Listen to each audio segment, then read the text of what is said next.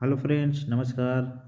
GS with प्रेम की YouTube channel में आप सभी का स्वागत है। जी हाँ, आज हम यूपी स्पेशल की प्रैक्टिस सीरीज लेकर आप लोगों के बीच में फिर से हाजिर हूँ।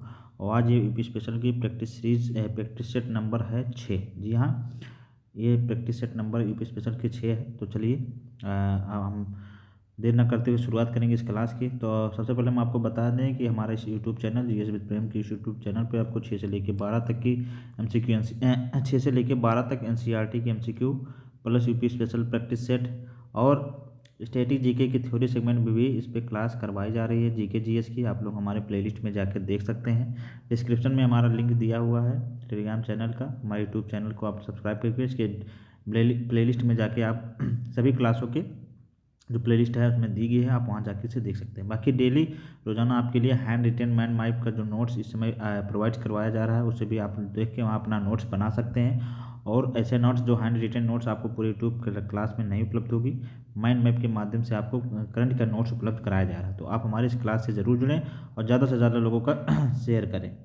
तो चलिए देर न करते हुए शुरुआत करेंगे पहले सवाल से। और किसी भी क्वेरी के लिए आप अगर हमसे कोई जानकारी लेना चाहते हो तो आप मुझे इस टेलीग्राम चैनल पर @prem5408 पर डायरेक्ट मैसेज कर सकते हैं। चलिए शुरुआत करते हैं आज के पहले सवाल से। जी हाँ, आज का पहला सवाल है कि उत्तर प्रदेश में रानी लक्ष्मी बांध, जी हाँ, रानी लक्ष्मीबाई बांध परियोजना निर्मित है। ऑप्शन नंबर ए चंबल नदी, ऑप्शन नंबर बी घाघरा नदी, ऑप्शन नंबर सी बेतवा नदी, ऑप्शन नंबर डी सोन नदी। तो इसका राइट आंसर हो जाएगा ऑप्शन नंबर सी बेतवा नदी पर। जी हाँ, रानी लक्ष्मीबाई बांध जो है हमारी बेतवा नदी पे है, इसे आप लोग याद रखेंगे। आइए इसकी व्याख्या हम लोग देखते हैं।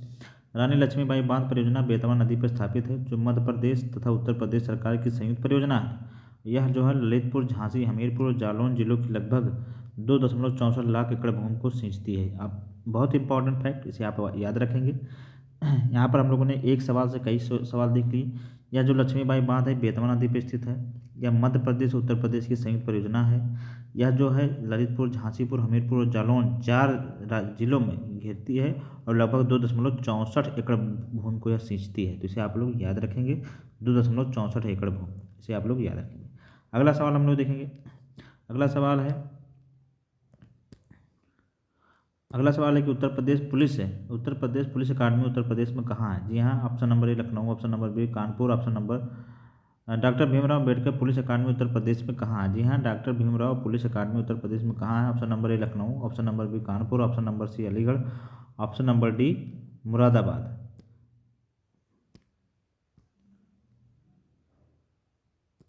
Option number D Moradabad. तो इसका राइट आंसर हो जाएगा ऑप्शन नंबर डी मुरादाबाद। जी हाँ, डॉक्टर भीमराव अम्बेडकर पुलिस अकादमी उत्तर प्रदेश में कहाँ है, तो यह मुरादाबाद में। आइए इसकी व्याख्या हम लोग देखेंगे। डॉक्टर भीमराव अम्बेडकर पुलिस अकादमी उत्तर प्रदेश के मुरादाबाद जिले में स्थित है। यह अकादमी पहले पुलिस प्रशिक्षण महाविद्यालय के रूप में जाना जाता था। तो इस तरह हम लोगों ने आज का दूसरा सवाल देख लिया। अब हम लोग चलेंगे आज के तीसरे सवाल पर। जी हाँ, तीसरा सवाल देखेंगे। तीसरा सवाल है कि उत्तर प्रदेश राज्य में उर्दू को द्वितीय राजभाषा कब घोषित किया गया। ऑप्शन नंबर ए वर्ष 1989 में, ऑप्शन नंबर बी वर्ष 1991 में, ऑप्शन नंबर सी वर्ष 1982 में, ऑप्शन नंबर डी 1986 में। तो इसका राइट आंसर हो जाएगा ऑप्शन नंबर ए 1989 में। जी हाँ, उत्तर प्रदेश को द्वितीय राजभाषा के रूप में उर्दू को 1989 में घोषित किया गया। आइए इसकी व्याख्या हम लोग देखते हैं। उत्तर प्रदेश शासकीय भाषा संशोधन अधिनियम 1989 के द्वारा राज्य में शासकीय कार्यों के लिए उर्दू को दूसरी राजभाषा घोषित किया गया। प्रथम राजभाषा हिंदी अक्टूबर 1947 से देवनागरी लिपि घोषित की गई है। भारतीय संविधान के अनुच्छेद 343 के तहत देवनागरी लिपि में लिखी गई हिंदी को भारत की आधिकारिक भाषा के रूप में अपनाया गया है। तो इसे आप लोग याद रखेंगे। यहाँ आप लोग जानते हैं कि भारत में बोली जाने वाली दूसरी सबसे बड़ी भाषा की बात करें तो उर्दू ही है। उत्तर प्रदेश में बोले जाने वाली दूसरी सबसे बड़ी भाषा उर्दू ही है, हिंदी के बाद उर्दू ही है। तो इसे आप लोग याद रखेंगे। अगला सवाल देखेंगे हम लोग। अगला यहाँ पर देखेंगे, अगला सवाल देखेंगे कि पृथक रूप से व्यावसायिक शिक्षा विभाग उत्तर प्रदेश का गठन कब किया गया। जी हाँ, पृथक रूप से व्यावसायिक शिक्षा विभाग उत्तर प्रदेश का गठन कब किया गया। Option number A 2007-8, option number B 2006-7, option number C 2009-10, option number D 2010-11। तो इसका राइट आंसर हो जाएगा ऑप्शन नंबर ए 2007-8। जी हाँ, 2007-8 में व्यावसायिक शिक्षा विभाग उत्तर प्रदेश का गठन किया गया। आइए इसकी व्याख्या हम लोग देखेंगे। शिक्षा के महत्व को देखते हुए उत्तर प्रदेश सरकार द्वारा 2007-8 में एक पृथक व्यावसायिक शिक्षा विभाग का गठन किया गया, जिसमें वर्तमान में भी व्यावसायिक शिक्षा एवं कौशल विभाग के नाम से जाना जाता है। जिसे आप लोग याद रखिएगा। अगला हम लोग देखेंगे आज का पांचवा सवाल। जी हाँ, पांचवा सवाल देखेंगे कि उत्तर प्रदेश में कौन सा जनपद लुगदी कागज और गत्ते बनाने उत्पादन हेतु प्रसिद्ध है? जी हाँ, कौन सा जनपद जो है लुगदी कागज और गत्ते उत्पादन के हेतु प्रसिद्ध है? तो option number A Bijnor, option number B Raebareli, option number C Jhansi, option number D Agra.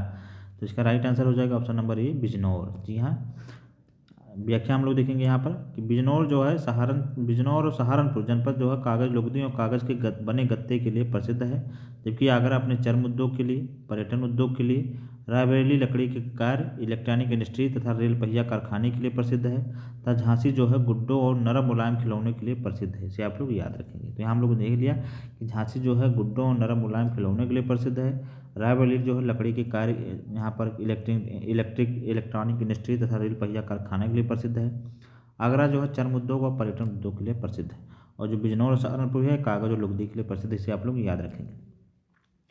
अब हम लोग चलेंगे अगले सवाल पर। जी हाँ, आज का छठा सवाल देखेंगे। जी हाँ, छठा सवाल देखेंगे कि आगरा अवध संयुक्त प्रांत, जी हाँ यहाँ पर प्रांत होगा, आगरा अवध संयुक्त प्रांत जिन्हें आप उत्तर प्रदेश के नाम से जाना जाता है, वर्ष 1921 होगा, यहाँ पर गड़बड़ हो गया है, 1921 में अपनी राजधानी को कहाँ से स्थानांतरित किया था? जी हाँ, आगरा अवध संयुक्त प्रांत जिन्हें उत्तर प्रदेश के नाम से जानता है, इसने वर्ष 1921 में अपनी राजधानी को कहाँ से लखनऊ स्थानांतरित किया था? तो यह इसका राइट आंसर हो जाएगा ऑप्शन नंबर डी इलाहाबाद। जी हाँ, आगरा अवध के संयुक्त प्रांत जिन्हें अब उत्तर प्रदेश के नाम से जाना जाता है, वर्ष 1921 में इसने अपनी राजधानी को इलाहाबाद से लखनऊ स्थानांतरित किया था। इसे आप लोग याद रखेंगे।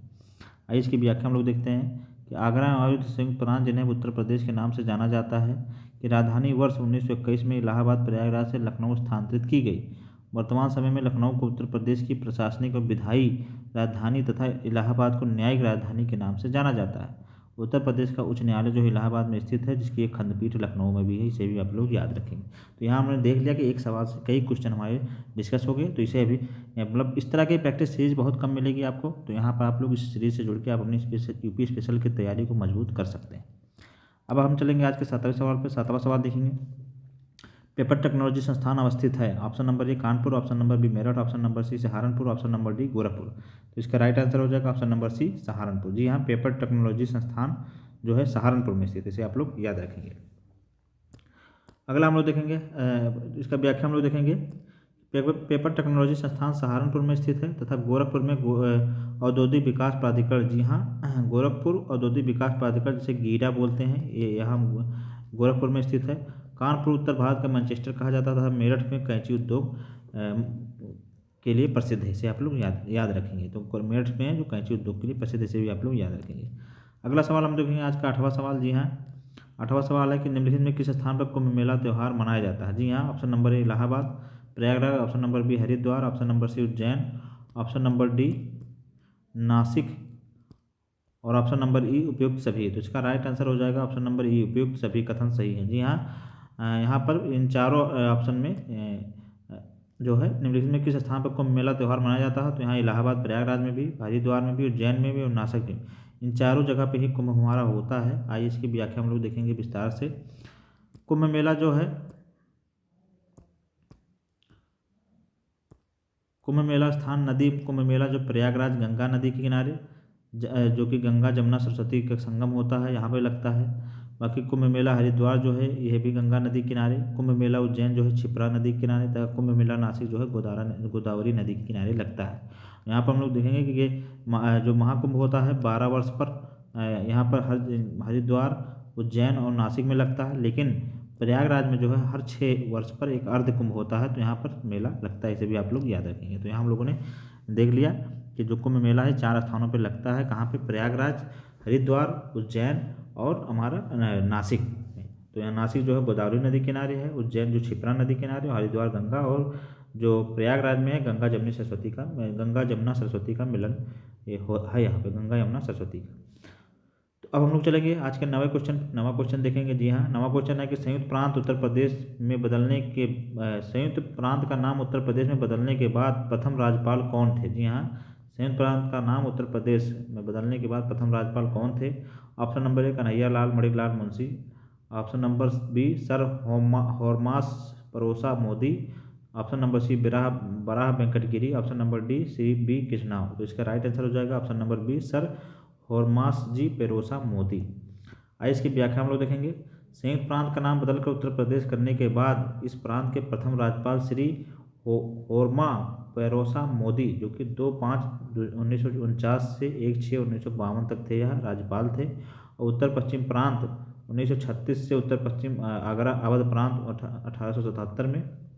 यहाँ पर हम थोड़ा देख लेंगे। उत्तर पश्चिम प्रांत जो है 1836 में था, उसके बाद उत्तर पश्चिम आगरा अवध प्रांत इसे 1877 में कर दिया गया। फिर संयुक्त प्रांत आगरा अवध 1902 में, संयुक्त प्रांत 1937 में। उत्तर प्रदेश जो है 24 जनवरी 1950 को इसका नाम उत्तर प्रदेश कर दिया गया। तो इसे आप लोग याद रखेंगे। तो यहाँ हम लोगों ने देख लिया, इसके बारे में तमाम जानकारी ले ली। अब हम लोग चलेंगे आज के लास्ट क्वेश्चन पे। आज लास्ट 10वां आखिरी क्वेश्चन। जी हाँ, आखिरी क्वेश्चन है कि निम्न में कौन सा एक सुमेलित नहीं है। जी हाँ, निम्न में कौन सा एक सुमेलित नहीं है। देवा शरीफ जौनपुर, बटेश्वर आगरा, संकिसा फर्रुखाबाद, बिठूर कानपुर। तो इसका राइट आंसर हो जाएगा ऑप्शन नंबर ए, देवा शरीफ जौनपुर। जी हाँ, देवा शरीफ जो है 12बंकी में लगता है। या मेलों की बात कर रहा है यहाँ पे, तो यह 12बंकी में लगता है, जो कि जौनपुर का नहीं है। 12बंकी का मेला है देवा शरीफ। बटेश्वर जो है आगरा में पशुओं का मेला, संकिसा फर्रुखाबाद में लगता है, बिठूर जो है कानपुर में लगता है। इसे आप लोग याद रखेंगे। आइए इसकी व्याख्या हम लोग देखेंगे। बटेश्वर जो है आगरा में, देवा शरीफ 12बंकी में, संकिसा फर्रुखाबाद में, बिठूर कानपुर में। तो इस तरह हम लोगों ने यहाँ पर 10 क्वेश्चन की प्रैक्टिस सीरीज यूपी स्पेशल को पूरा किया। आप लोगों को ये प्रैक्टिस सीरीज कैसी लग रही है आप लोग जरूर बताएं हमारे कमेंट बॉक्स में। और इस चैनल को आप लोग ज़्यादा से ज़्यादा लोगों को शेयर करें, ज़्यादा से ज़्यादा लोगों को जोड़ें। और यहाँ प्लेलिस्ट में जाके आप हमारी सारी वीडियो को देख सकते हैं। 6 से 12 की NCERT MCQ plus GK GS की थ्योरी सेगमेंट में भी क्लास कराई जा रही है। यहाँ से आप जुड़ के आप हमारी आने वाले जितने भी एग्जाम हैं आपके, चाहे लेखपाल की हो गई, UPSI की हो गई, यूपी पुलिस की हो गई, होमगार्ड की हो गई, यूपी PCS की हो गई, सभी एग्जामों की तैयारी आप यहाँ से कर सकते हैं।